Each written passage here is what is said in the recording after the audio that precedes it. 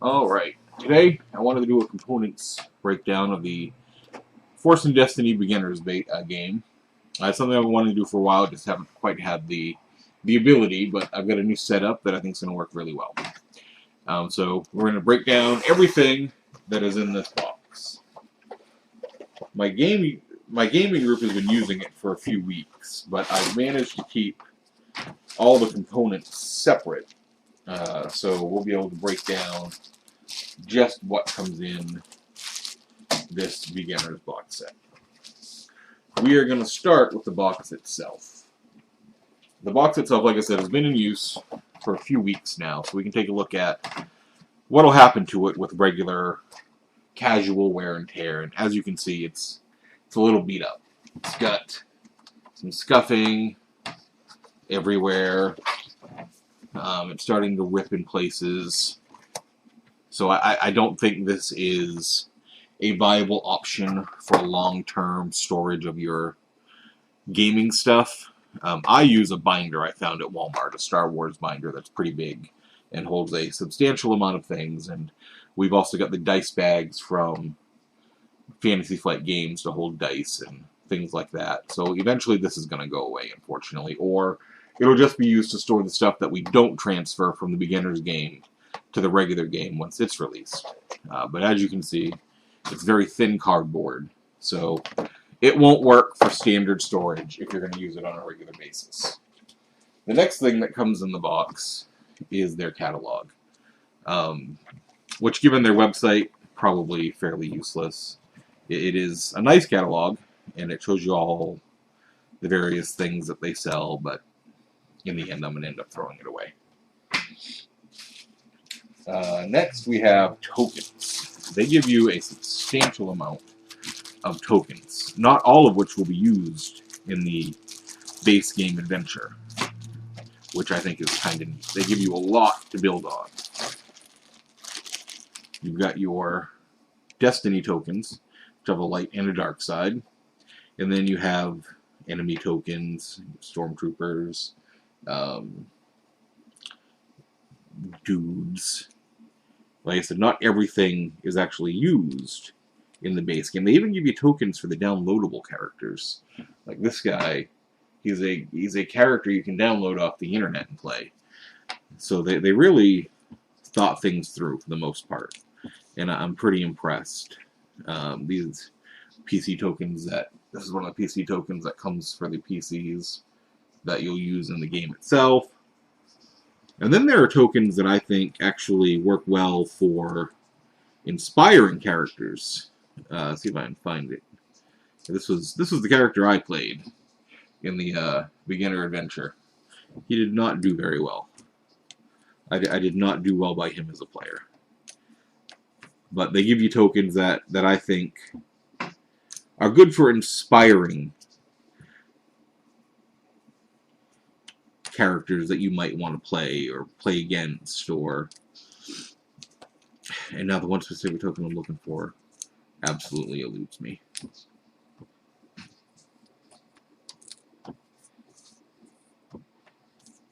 Alright, anyway. There's one here that was a favorite of the group. Oh, here she is. She's actually a character from the comics, I think.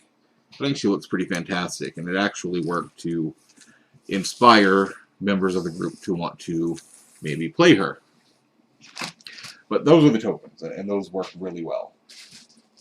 Then you have your Read First for the GM, which gives you a brief overview of how to play the game. And again, you get that cool Twi'lek. Gives you the little screen crawl for this adventure. It's a good starting tool for anybody just getting into this. Then you also have the rule book, which is really nice. It's a very nice rule book. There are a couple important things to remember about the rule book. It's a beginner's rule book, so it's a Force and Destiny light type of system. So what's in here may change a little bit when the core rulebook comes out, but this works very well for emerging you, submerging you into the game slowly and piece by piece at a time. And the other important thing to remember is you're not going to use this right away. There's the read first, and then if you read this, it says read this book last. And there's actually another book that comes in it, the adventure book. And this is designed to read this, it even says, read this second. And it plays you through the adventure. This will be spoiler free, so we're not going to give anything away in this video on the adventure. But it does a good job of walking the game master and the players step by step through the mechanics of the game. Piece by piece, little by little, it builds on everything until you've pretty much used all the rules. And it works really well. My wife ran this for our gaming group, and it was actually her first time running anything, and she didn't have a problem. It ran very smoothly, and it was very enjoyable. So this is a good adventure book, not just if you're new to the Force and Destiny role-playing game or the Star Wars role-playing game that's put up by Fantasy Flight Games, but even if it's your first time running anything, this is an excellent starting point for beginning GMs. It'll get you where you need to go. Then you also got the player portfolios, which I think is the best part of any starting set. And instead of having to worry about character generation, you grab a character and you go. So, as I said when I was playing up tokens, this is the guy that I played. And if you look at this opening part here, it gives you your beginning character sheet. And then on the sides, it gives you rule breakdowns. So on one side, you've got a breakdown of your character sheet. Tells you about your characteristics and your skills, what you can do, and it gives you a breakdown of the dice, which is pretty important. That's another thing you get with Fantasy Flight game stuff. You get a lot of dice. And this game comes with a number of different dice that you're not going to have seen in many other things if you're coming fresh into this system from, say, D&D or Pathfinder or Shadowrun or what have you. You're going to get a number of these colored dice, and they have weird symbols. And they can be tough to get used to at first. So they give you a good little guide for what these dice mean, how these are used, what you use them for, and all that right here on your beginner character sheet. And that really, really helps. It breaks down everything right there. So that really helped make gameplay go very, very smoothly. Then on this side, it gives you various actions that you can take and what certain things mean. It tells you what your soak value means. Tells you what happens with your wounds, your strain. It gives you a brief rundown of critical injuries. And how to use force powers when you're able to use force powers. Then it also gives you, on your turn, you can do one from each column. Or you can double dip and do two from one column.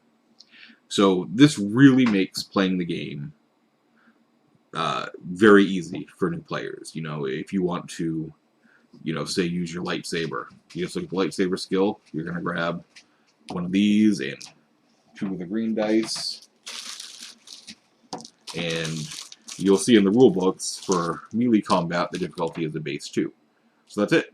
This is everything that you have to roll, and then you can use these charts here to show you how things break down. So like, what do these symbols mean?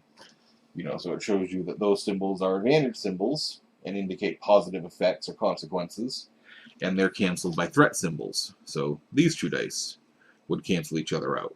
And this is a success, and this is a failure, so they cancel each other out. So you would fail to hit whatever you're striking at, but you'd still have 2 advantages. And in the game, it'll tell you various things you can do with those advantages. Generally, you'll remove strain that you've suffered. So that's pretty much it for how you play the game, and how this helps you play the game. If you look at the lightsaber. It tells you what dice to roll. It tells you how much damage you deal, what you need to do a critical, and it gives you the special rules for the lightsaber. And then once you level up, your GM will tell you, all right, now we finished this part of the adventure, you level up, you turn the page, and you've got 10 experience points you can spend. And it shows you the stuff here that you can spend that 10 experience on. So you can up your athletic skill or buy any two of these. And then you just need to mark on here which options you purchased. And it keeps the dice stuff over here, so you still get that. Because again, the dice is going to be the biggest challenge, I think, for people to wrap their heads around with this game. But the beginner game keeps it all right here. And then once you hit the end of the adventure, you get some more experience, and they just give you a more or less blank character sheet that you can modify, and then your career tree. Now, it's important to know with the career tree, this is an abridged version of what you're going to get in the rules. If you've experienced the beta rules, there are actually 3 skill trees for Sentinels. So this would be a combination, I'm assuming, of 1 or 2 of those trees.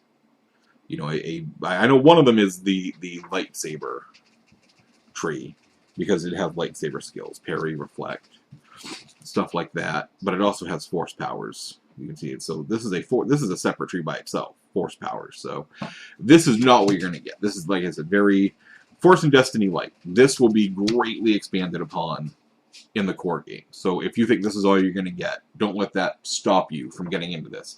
This is just to get you used to the mechanics of what you're going to be doing. Then in the back, it gives you Terra's story. It tells you why you're doing what you're doing. And every one of these characters has one of these. And I think this is a fantastic way to get into the game. And then the last thing to come in the box is a map. It's double-sided. It's very nice.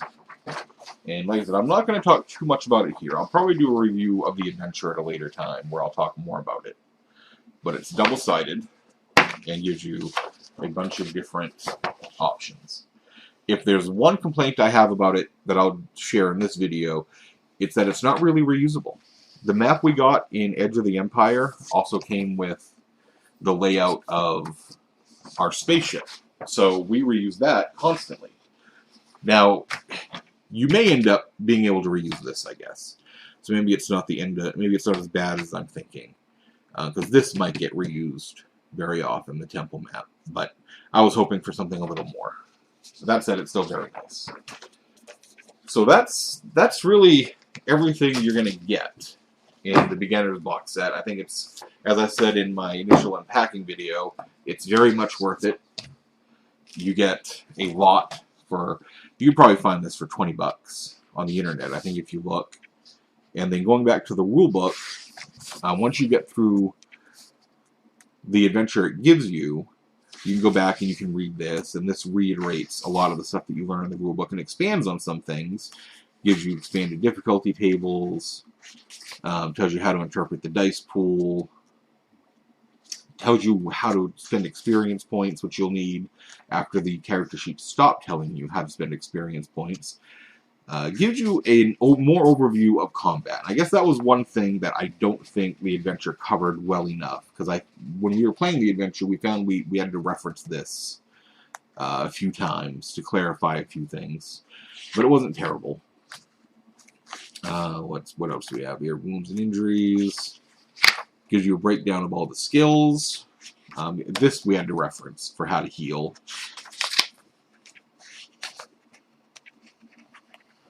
Breakdown of all the skills, talents from the talent trees. They actually do a really good job in the book, in the character sheets of explaining this. So we didn't really have to reference this at all. Gear and equipment, another thing we didn't really have to reference because they did a good job on the character sheets themselves. But I think this gives an expanded list, so you'll find more things here than you'll find on your character sheet. Armor. I don't think a single character came with armor, so we never really dealt with armor. We might in the future. And the Force, which I'm sure gives expanded rules on how to use the Force. But again, they do a really good job on those character sheets of summarizing everything you need. So we didn't have to reference this even a single time while playing through the adventure. And let's see.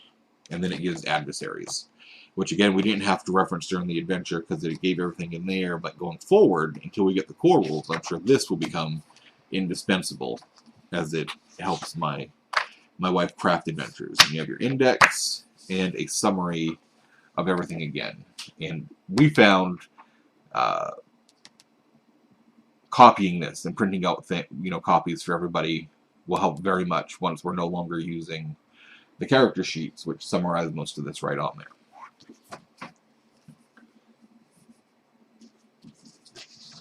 All right, so that's everything you get in the starter set. I hope this helps some of you that may be on the fence thinking about getting it. I think if you have any interest in Star Wars role-playing, I've played every different Star Wars role-playing game that has ever been published, going back as far as West End Games in the 80s, all the way up through what Wizards of the Coast put out. And I think this is the best role-playing game I've played.